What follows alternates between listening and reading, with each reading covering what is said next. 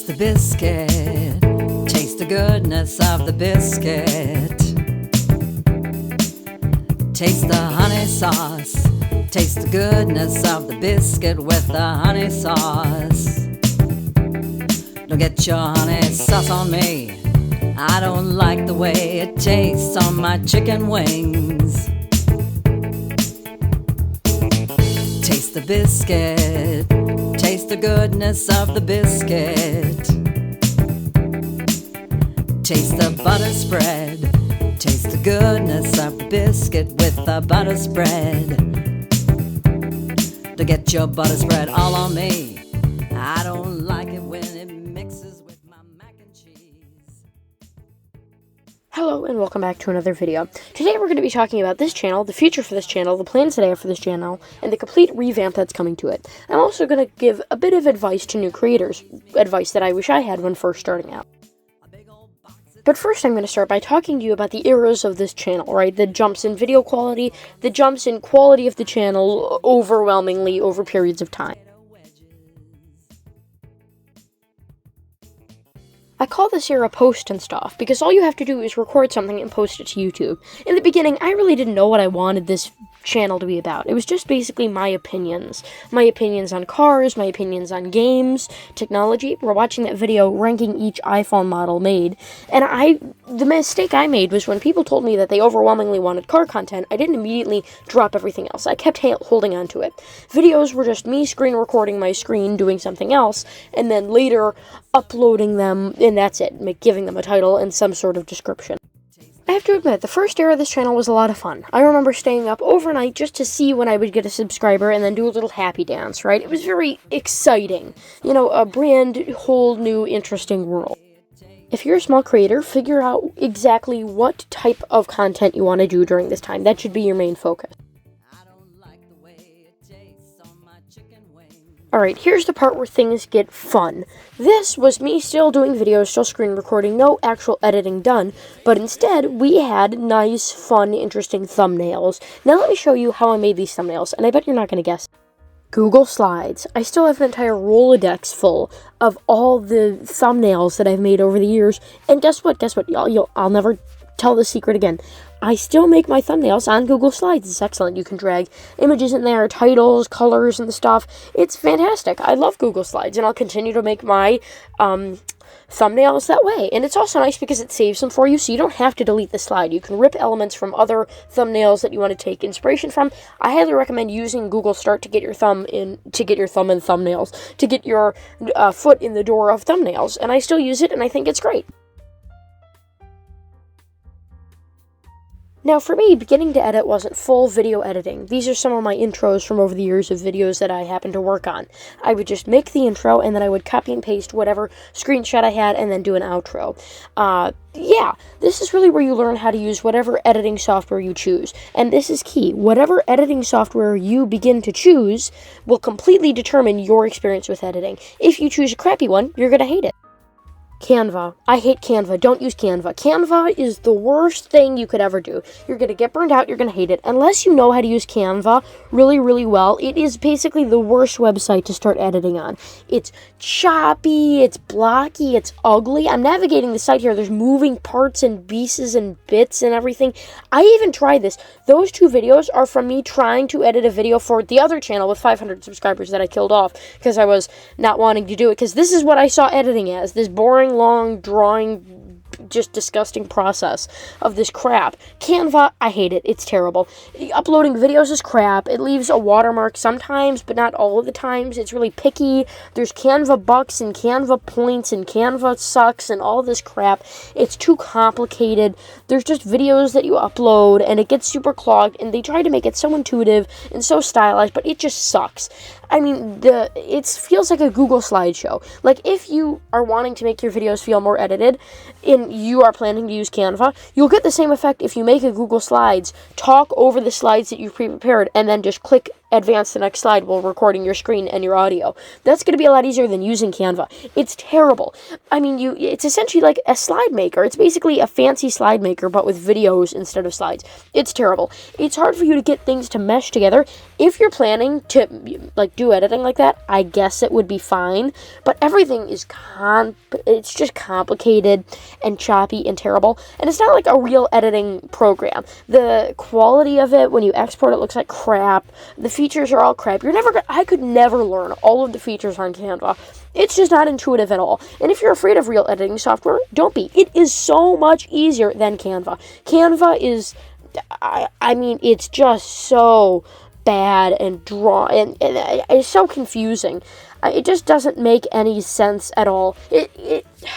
And plus, if you learn how to edit on Canva, and then eventually you want to upgrade your production quality and move to something better, you're not going to have the skills for that. You're not going to be used to what normal, good editing software is, and you're going to have to relearn it again.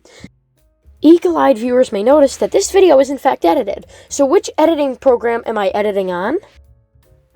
Filmora. I love Filmora. Filmora is so beautiful. It's so great. It's fantastic. This is like a real type editing software. Now, it's a bit annoying. Ignore all of this. Ignore all of that. Ignore your Bing Bong points. Ignore your Filmora Creative Cloud. The only thing that you should ever be on Wondershare Filmora is the Create project.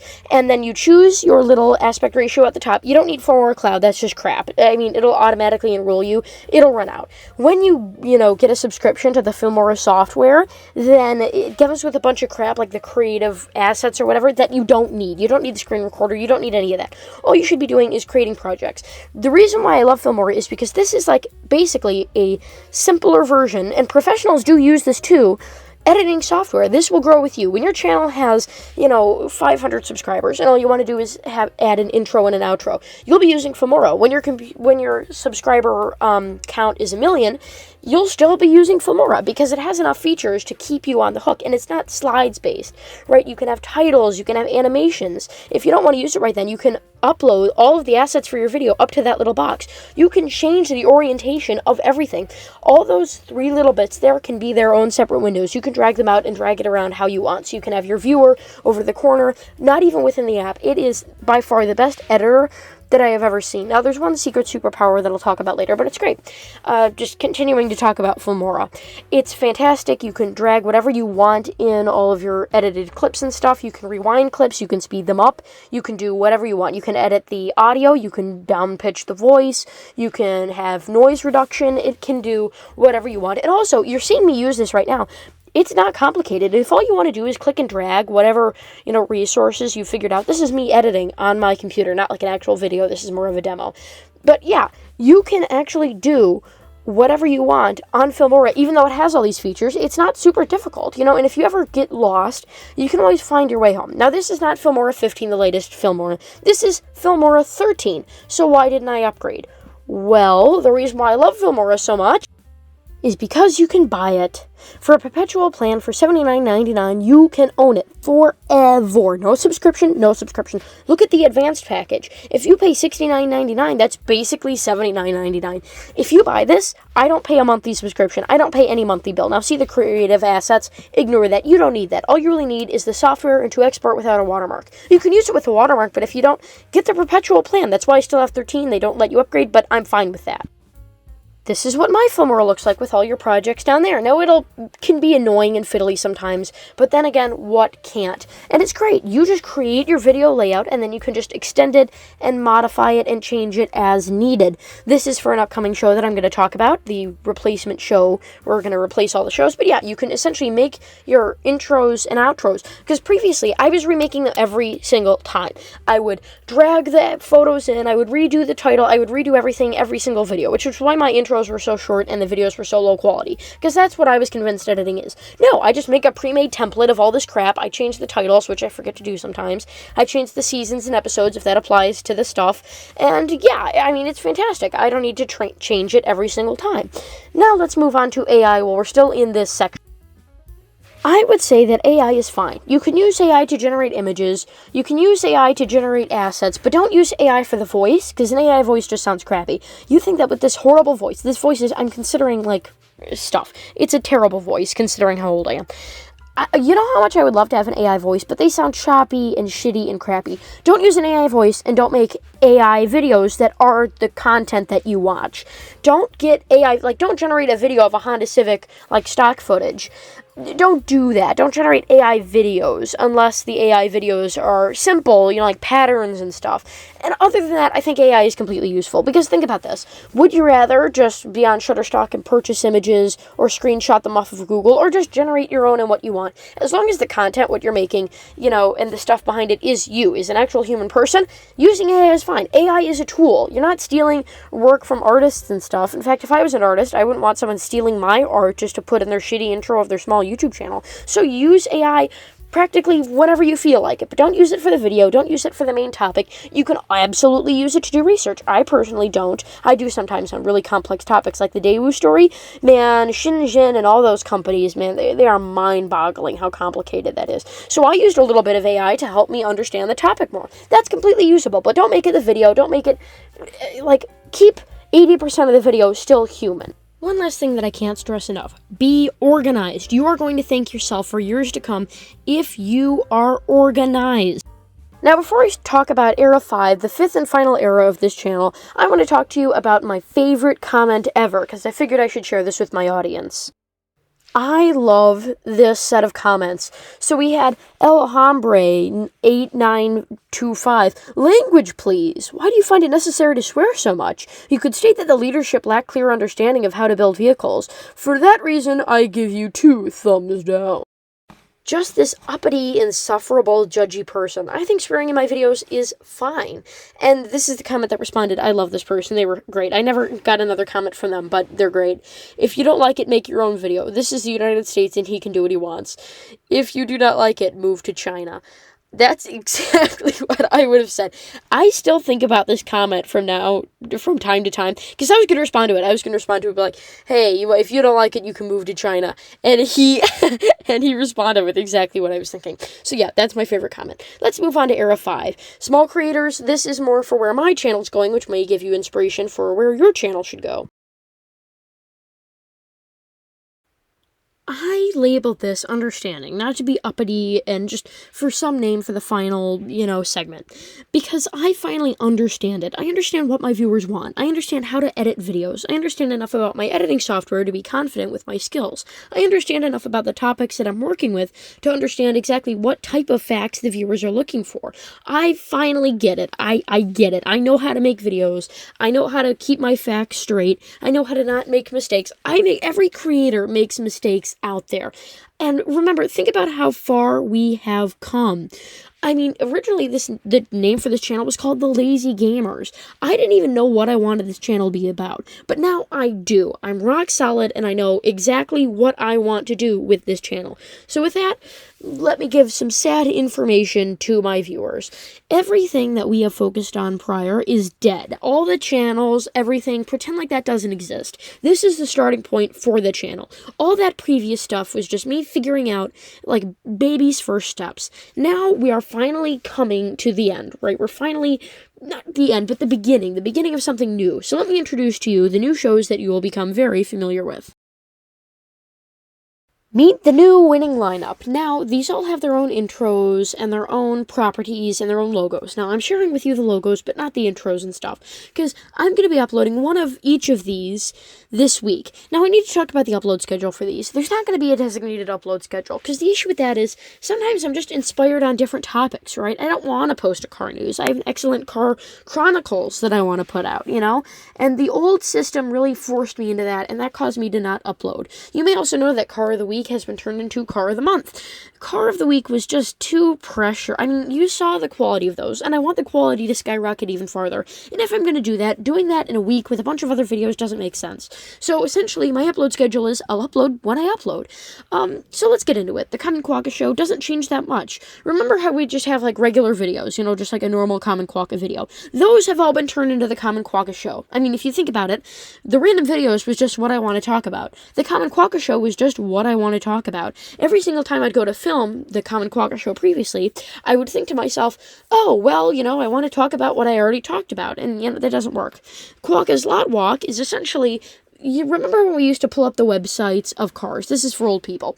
Not old people as in age, but people who were on the channel for a while. And we'd look at their lineup and, talk about it and what you should buy, what you should avoid, the generations and stuff. That's going to be that. We're going to look at, like, Mitsubishi and even foreign, like Toyota Japan's lineup. Wouldn't that be fun? Maybe Toyota's lineup from 2010. Just look at the entire lineup of a car, tell you which cars you should avoid, which cars you should look for. I think that's going to be a great series. I'm very excited for it. Quokka Unedited is that. Unedited. No intro, no outro. Just me screen recording my screen and having the same good old fun that we're used to. Facebook Marketplace bargains may have a nice, thumbnail so that I can use this logo. These are all hand-drawn, by the way. Of course, using rulers and stuff. But yeah, so that should be fun. The Common Quokka versus the algorithm is something that I think you should be pretty excited about. There are always these fad cars that people think are great. It was Tesla's, the Prius in the 2000s.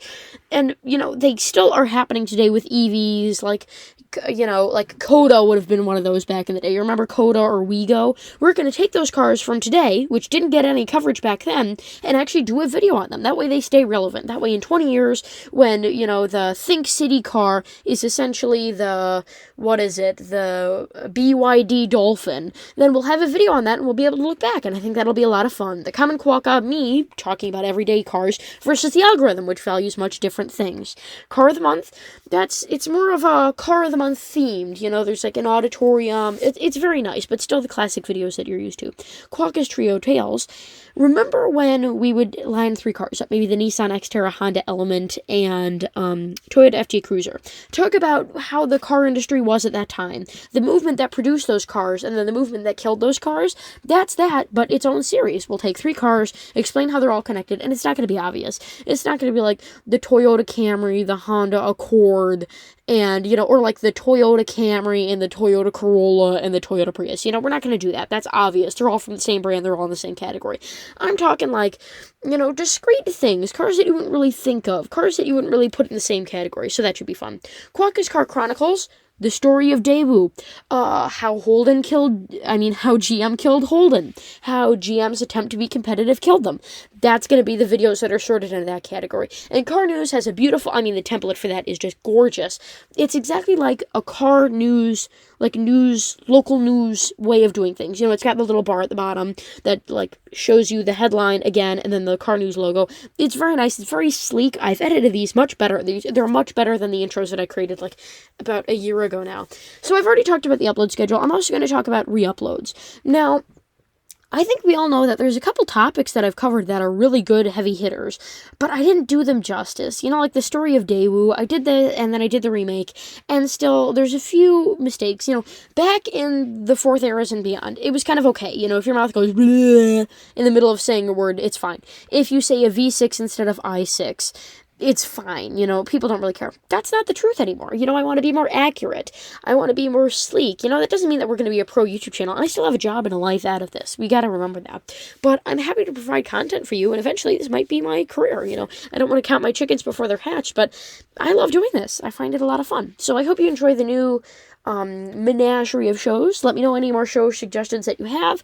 But I think that these 8 should be plenty of enough to quench your thirst for Common Quokka content. I even looked on the internet to see if there was another car channel like me that we could collab with or team up with. Not really. We're kind of doing our own thing here, and in some ways it makes me happy, in some ways it makes me sad. But everyday economy cars are cool, and that's great. Now, before we leave, I'm just going to remind you of what this channel is all about. That way you don't leave, it's fine, these shows look great or whatever. When I was a kid, I would go to the store, and I can already hear the comments now, you're still a kid, okay, you're still a kid. My age, but my voice betrays my age.